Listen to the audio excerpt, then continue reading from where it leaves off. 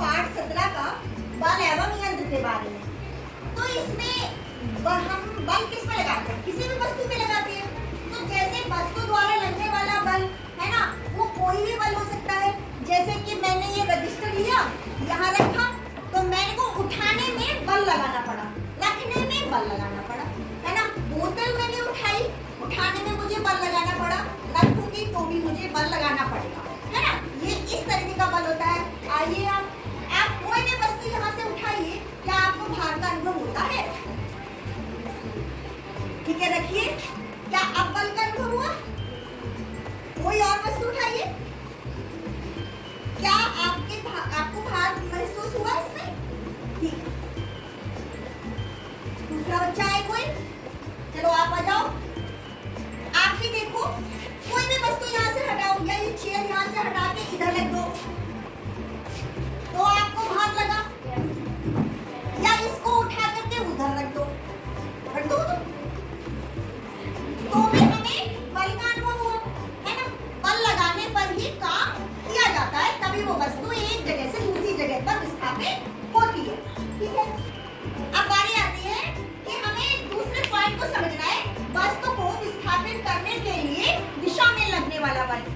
कोई भी वस्तु हमने ली और रैंडमली हमने छोड़ दी, हमें बल उठाने में लगाना पड़ा, गिराने में लगाना पड़ा, लेकिन ऐसे भी लगता है जैसे मैंने ये वस्तु यहाँ से उठाकर इस तरफ रखी, यहाँ से दाहिनी साइड से बाईं साइड रखी, या बाईं साइड से दाहिनी साइड रखी। तो हम जब भी जैसे फुटबॉल खेलते हैं तो हम पैर से बल लगाते हैं, तो क्या होता है, अगर हम उसे दिशा दे दी तो वो उस दिशा में जाएगी वस्तु। और अगर हमने कोई भी चेयर जैसे कि ये यहाँ से उठा करके हमने ऐसे रखी, तो मैंने दाहिनी साइड रखी, तो मैं जब भी किसी वस्तु को एक दिशा दे दूं तो उधर उठा के रखने वाला बल उसी साइड में लगेगा, दूसरी साइड में नहीं लग सकता। चलो अब आपको मैं ये कहती हूँ कि ये कॉपी उठा करके सामने रख दो।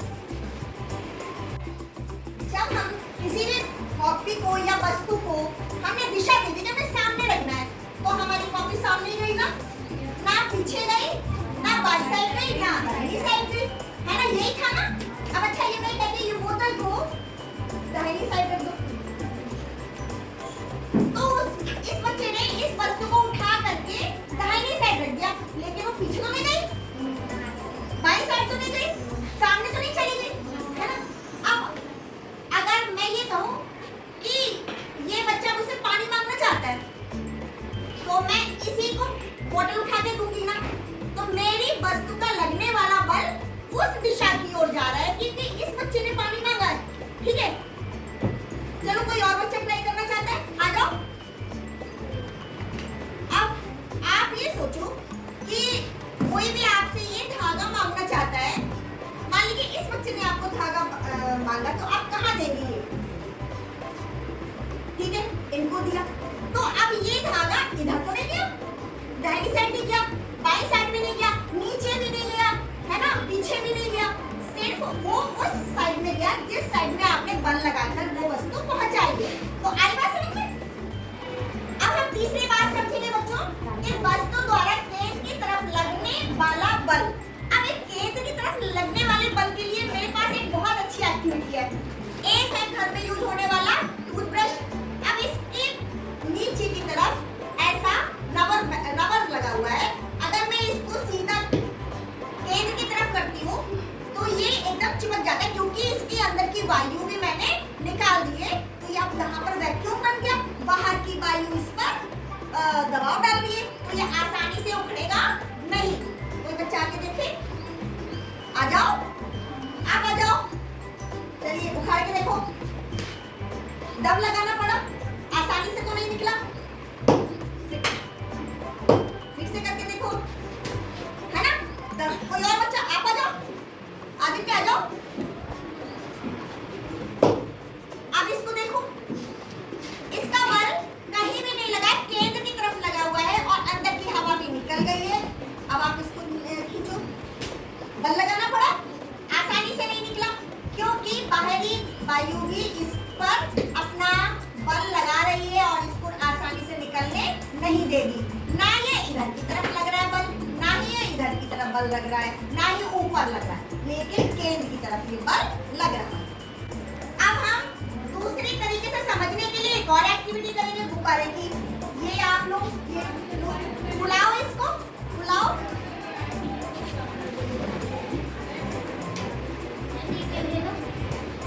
हाँ लो, कौन लेगा? सभी बच्चे अपना बलून फुलाएं और उसमें गांठ बांध दें। मैं भी अपना बलून फुलाती हूँ, उसमें गांठ बांधूंगी।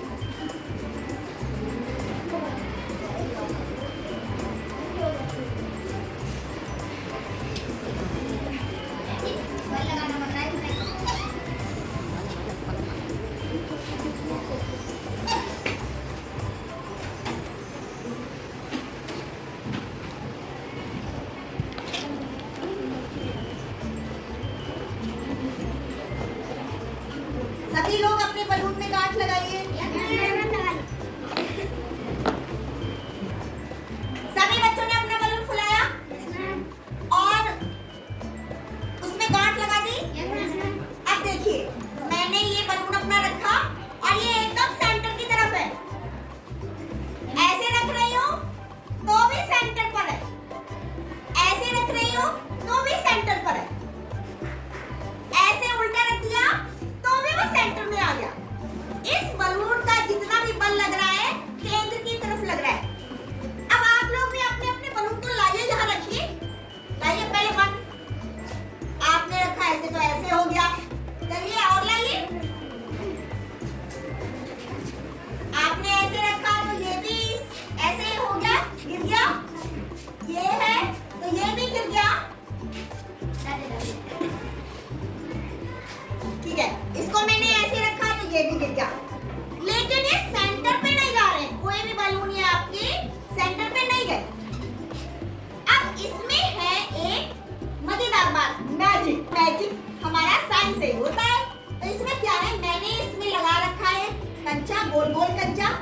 ऐसी वस्तु जो गोल होती है, ऐसी वस्तु जो गोल होती है, उसका सरफेस एरिया सबसे कम होता है और उस पर सरफेस टेंशन भी सबसे कम लगता है।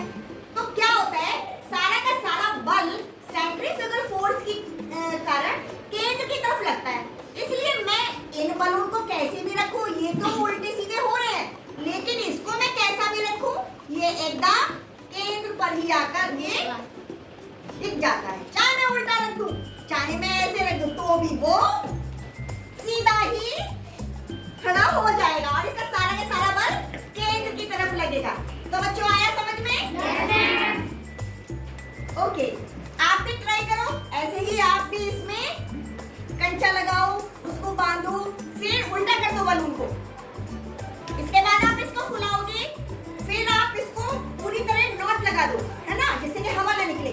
फिर आप ये गेम खेलिए, आपका बलून सीधा ही रहेगा और दूसरे बच्चे का बलून सीधा नहीं रह सकता।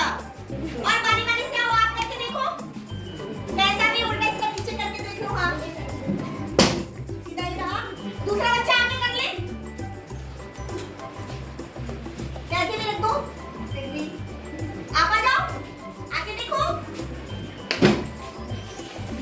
उल्टा सीधा कैसे भी करके देखो, सीधा ही आया। ठीक है, और आगे देख लो। हाँ, आप ऐसे नहीं कर सकते, ऐसे आपने रखा, ये तब भी सीधा हो गया। आप भी आगे करके देखो, सीधा ही है ये, है ना।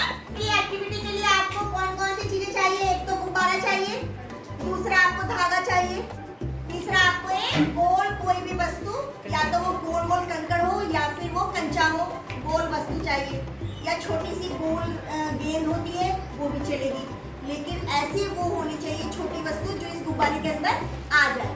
ठीक है, इन बातों का ध्यान रखना है। बाकी हमारी एक्टिविटी, बाकी मैजिक हमारा तैयार है। ओके।